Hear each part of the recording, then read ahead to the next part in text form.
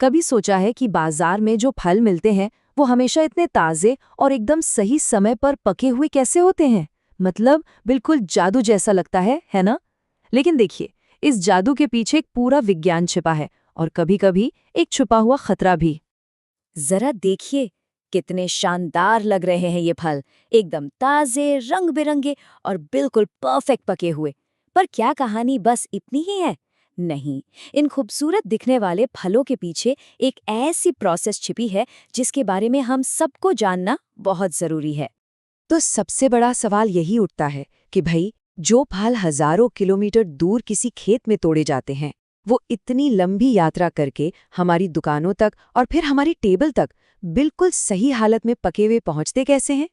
इसका जवाब दरअसल आज की जो हमारी फूड सप्लाई चेन है, उसकी एक बहुत बड़ी चुनौती में छिपा हुआ है। चलिए, इस मुश्किल को थोड़ा समझते हैं। सोचिए, अगर फलों को पेड़ पर ही पूरा पकने दिया जाए तो क्या होगा? इतनी लंबी दूरी तक आते आते वो तो खराब हो जाएंगे, गल जाएंगे, है ना? तो इसी नुकसान से बचने के लिए ज्यादातर फलों को कच्चा ही तोड़ लिया जाता है और फिर जब वो अपनी मंजिल पर पहुंच जाते हैं तब उन्हें पकाने की जरूरत पड़ती है। अच्छा, अब फलों की दुनिया में ना दो तरह के फल होते हैं। एक तरफ हैं क्लाइमेक्ट्रिक फल। नाम थोड़ा मुश्किल है, लेकिन ये वो हैं जो तोड़ने के बाद भी पकते रहते हैं, जैसे कि अपना आम, केला, एवोकाडो। और दूसरी तरफ है नॉन क्लाइमेक्ट्रिक फल। ये वो हैं जिन्हें पेड़ पर ही पकना पड़ता है, जैसे संतरा या अंगूर। और ये जो आर्टिफिशियल तरीके से पकाने वाली बात है ना, वो सिर्फ पहली वाली कैटेगरी यानी क्लाइमेक्ट्रिक फलों पर ही काम करती है। और यहीं पर कहानी में एक विलेन की एंट्री होती है। कुछ लोग ज्यादा मुनाफा कमाने के चक्कर में फलों को जल्दी से पकाने के लिए एक बहुत ही खतरनाक और गैर कानूनी केमिकल शॉर्टकट अपनाते हैं और इसका नाम है कैल्शियम कार्बाइड। तो ये कैल्शियम कार्बाइड आखिर है क्या चीज? देखिए, ये एक इंडस्ट्रियल केमिकल है जिसे लोग आम भाषा में मसाला भी कहते हैं। जैसे ही ये नमी या पानी के संपर्क में आता है, ये एसिटिलीन नाम की गैस बनाता है। ये गैस क्या करती है? ये फल के पकने की नेचुरल प्रोसेस की नकल करती है, जिससे फल बहुत तेजी से पक जाता है। लेकिन सबसे जरूरी बात यह है कि खाने की चीजों के लिए इसका इस्तेमाल पूरी तरह से बैन है, बिल्कुल गैर कानूनी। और इसे बैन करने की वजह बहुत बहुत सीरियस है।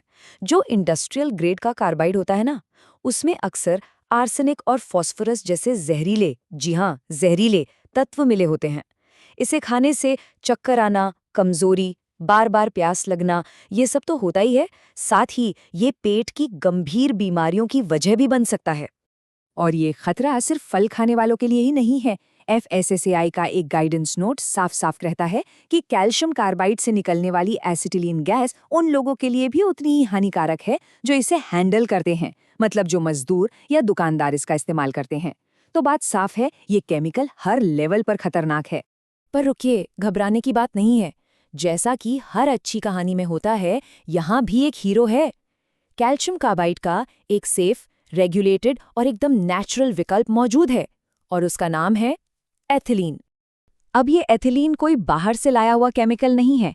ये तो वही नेचुरल प्लांट हार्मोन है जो फल अपने पकने के लिए खुद ही बनाते हैं। आप इसे फल के पकने की नेचुरल चाबी समझ सकते हैं। यही वो हार्मोन है जो फल का रंग बदलता है, उसमें मिठास लाता है और उसकी खुशबू के लिए भी जिम्मेदार होता है।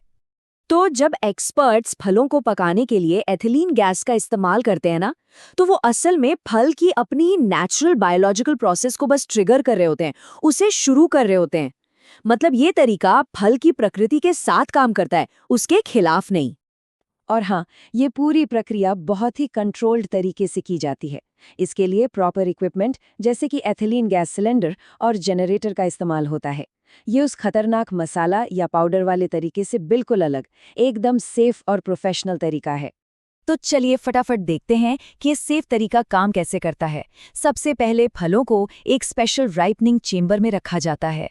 फिर हवा में बहुत ही कम मात्रा में लगभग 100 ppm तक एथिलीन गैस छोड़ी जाती है। इसके बाद करीब 24 से 48 घंटों के लिए तापमान और नमी को कंट्रोल में रखा जाता है। ये एक पूरी तरह से साइंटिफिक और सेफ प्रोसेस है। अच्छा, अब आते हैं सबसे काम की बात पर। एक कस्टमर होने के नाते हम इस जानकारी का क्या करें? सेफ तरीके से पकाए गए और खतरनाक तरीके से पकाए गए फलों में फर्क कैसे पहचानें? देखिए, इस पे ध्यान देना है। जो फल कार्बाइड से पकाए जाते हैं, उनका रंग अक्सर एक जैसा नहीं होता। मतलब पीले फल पर हरे हरे पैच या धब्बे दिखेंगे। उनकी स्किन पर काले काले धब्बे भी आ सकते हैं। और स्वाद में वो बात नहीं होती।